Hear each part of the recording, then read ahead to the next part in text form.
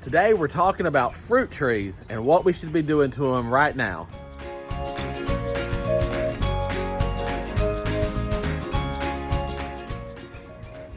Hey guys, I'm Ray. Welcome back to Horticulture Geek. Thank you so much for joining me today here in the garden.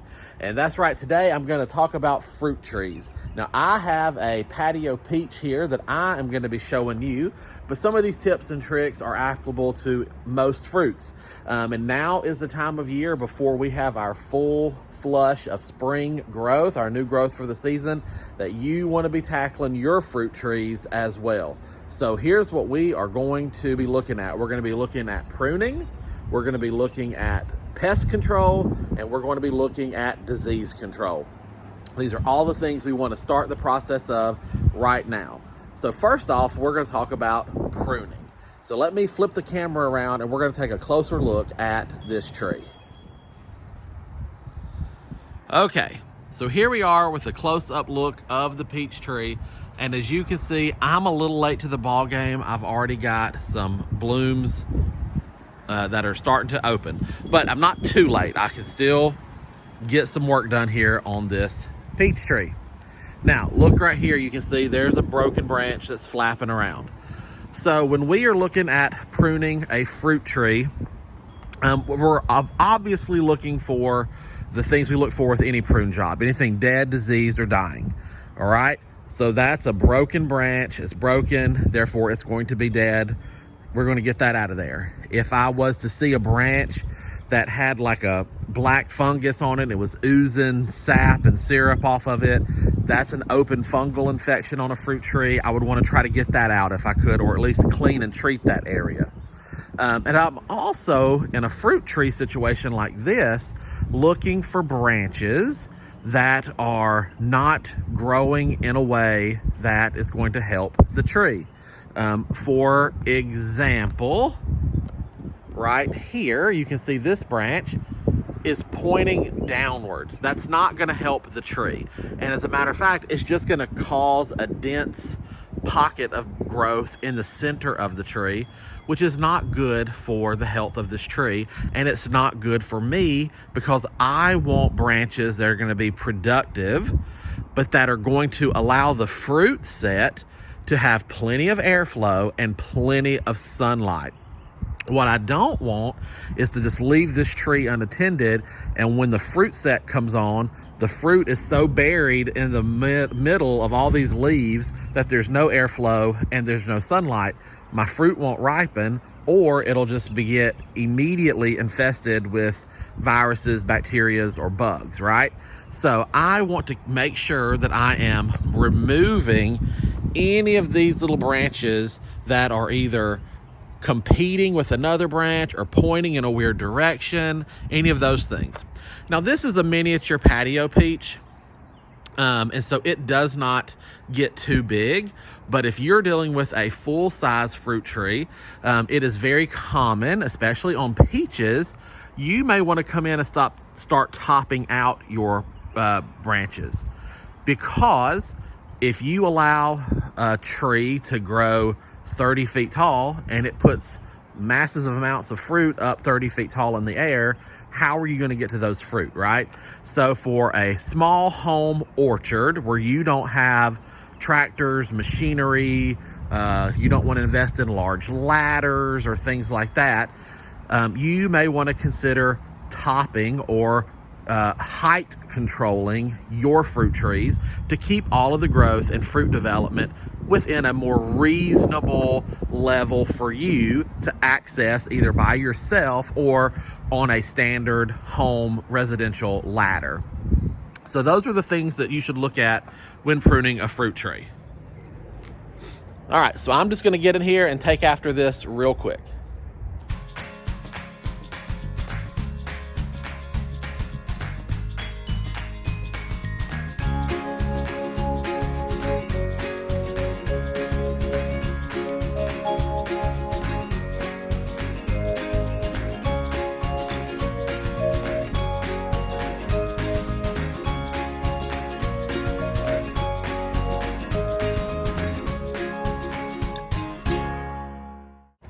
All right, so for me, Again, this is a miniature peach tree or a patio-sized peach tree. I did not have very much pruning to do. You, depending on the variety of tree you have, the species of tree you have, and the age of tree, you may have a lot of pruning to do. And some trees, like pear trees, for example, when they get older, they tend to put out lots of suckers. The same thing we think about as a tomato plant. If you've ever heard somebody talk about they're pruning their suckers off of their tomato plants, or if you've ever done that, pear trees do the same thing. So, and other fruit species too, but I just know pear trees do that abundantly as well. So those are the types of things that you want to be looking for. Now, if you have an older established tree, maybe you just bought a property that came with an old neglected fruit tree, there's probably still lots of life in that tree. You're going to have to be very diligent about pruning out all the suckers, all the overgrowth, all the dead, diseased, dying, broken, damaged, maybe size controlling. But the concept is the same, no matter if it's a small tree or a big tree. In the end, you're just looking to leave healthy branches that have plenty of air and light around them, so that your tree, once it sets fruit, can develop that fruit. So any extra weird, unnecessary branches, we can just pull those right out of there. Because trust me, and this is hard for some people to do, because you think, well, if I cut off the branches, then I'm going to cut off the fruit. Like a tree like this peach, every one of these branches that is left, and there's still a large number of branches here, are going to put out multiple fruit sets, okay? Every flower that this tree puts out can potentially lead to the setting of a peach for me, or the setting of an apple or a pear or a persimmon or a plum, whatever tree you're dealing with. So every flower can lead to the production of that fruit. It is way more than a fruit tree can handle. So that's another video, and I've already got some on my channel, but we'll do that later. Later on, late spring, early summer, after the fruit has set on this tree, we're gonna have to come back through and take half of that fruit off at minimum, because the tree just could never, this small tree will probably try to grow anywhere from 200 to 300 peaches. There's no way that this small tree in this container can fully develop 300 peaches, right? So we're going to thin that fruit, we're going to thin that fruit down. So don't be afraid to take branches off now if they're not working for you and they're not good for the health of the plant. You are still going to have more fruit set on this tree than that tree's going to be able to handle. So don't panic about cutting branches now. All right, so now that I'm happy with this quick prune job on this peach, the next thing that we're going to talk about for me that I need to do is we're going to treat this peach tree for bacterial and fungal issues. One of the things that is super common with fruit trees, especially peaches, is leaf curl. So we are going to be using copper fungicide. This is the same copper fungicide we used in a previous video on our roses. We apply this to the peaches as well. And so if you will see here, it is for flowers, fruits, and vegetables. And it is going to help us with black spot, powdery mildew, downy mildew, blight, and it also works with leaf curl. And what this product does is this just ensures that if there are any fungal, viral, or bacterial things, pathogens, harboring on this tree, we're gonna get all of those treated now. Especially now with the flower set coming on, we're gonna get all of those pathogens killed off as best as we can, so that then they don't affect the flowers. Because if they affect the flowers and the leaf buds, then that's where we get curled up leaves, black spotted leaves, we get deformed fruit, we got a fruit set that won't fully form. You get lots of issues on fruit trees. You're going to take care of that stuff right now, and copper fungicide is a wonderful product to do that. So let's get in here, and we're going to give this tree a good douse. I'm going to try to spray every branch from every direction and give this plant a good drench of the copper fungicide.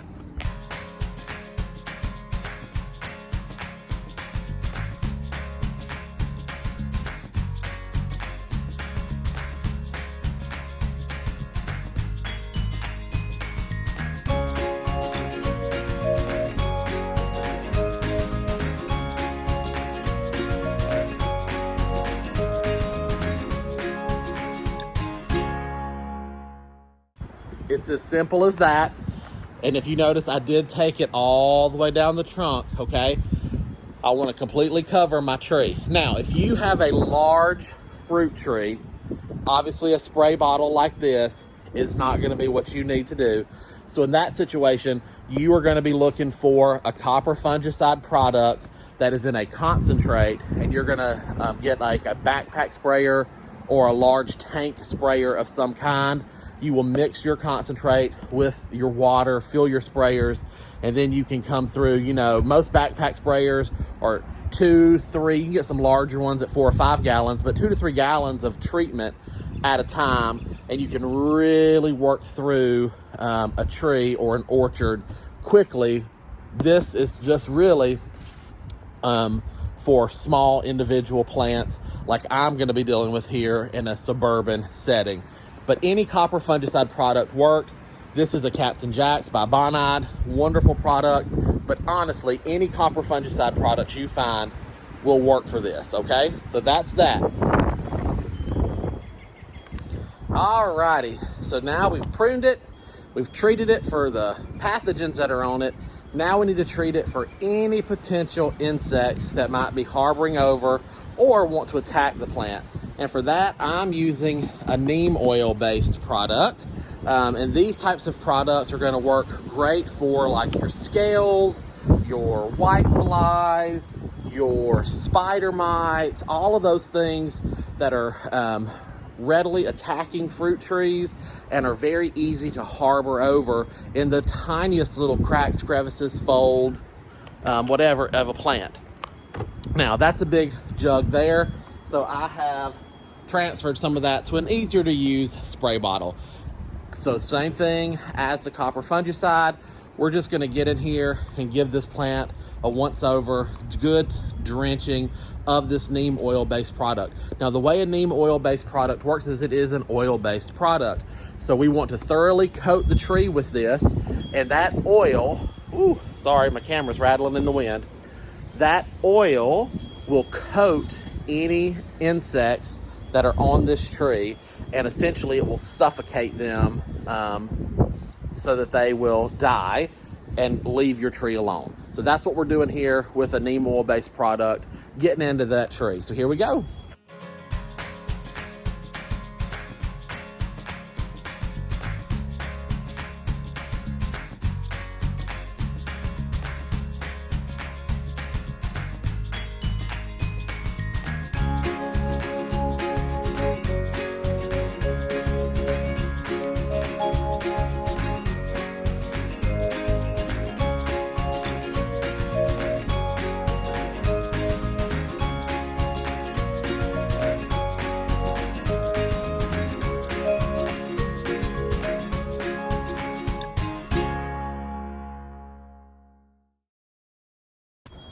All right, and that's really all there is to it.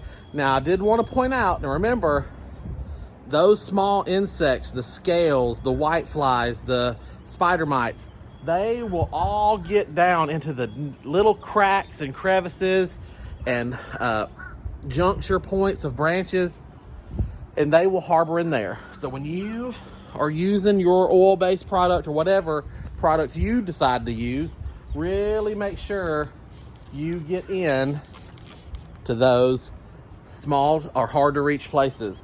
It will make all the difference. All right, guys, that is going to wrap it up for today's video. And this was a shorter video, but I hope that it really has inspired you and given you some basic instructions on how to get out and tackle some of the fruit trees that may be in your garden. Or if you've been thinking about getting fruit trees, maybe this will give you the confidence to go ahead and try it. Fruit trees are absolutely something that any gardener can do. Even if you're in a small suburban lot like me, you can work with smaller varieties, or you may have place in your garden for one or two of the larger varieties. Or if you have lots of property and you can afford to put in a whole orchard, have the confidence to do it. Fruit trees don't have to be overly complicated.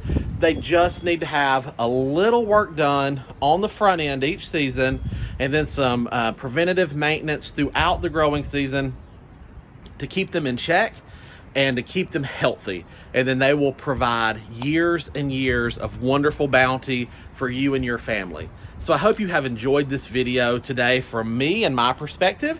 As always, I will encourage you, wherever you live, to go and speak to someone at your local garden center and see what tips, tricks, and advice they have for you in your specific area, and what time of year they recommend doing these types of things. Most everybody's going to recommend this should be done before the growing season, but just when that is for you may be different depending on where you live and the climate you're in. So get out there, check out your garden centers, ask some local gardening friends, and use this video as a basic guide to help you along your gardening journey. If you've enjoyed today's video, please give me a thumbs up. I would sure appreciate it. It helps me out so much with the algorithm here on YouTube. And you can also join me over on Facebook as well, or Instagram, if you want to follow me on those platforms. Until next time, guys, from my garden to yours, I wish you all the best and happy gardening.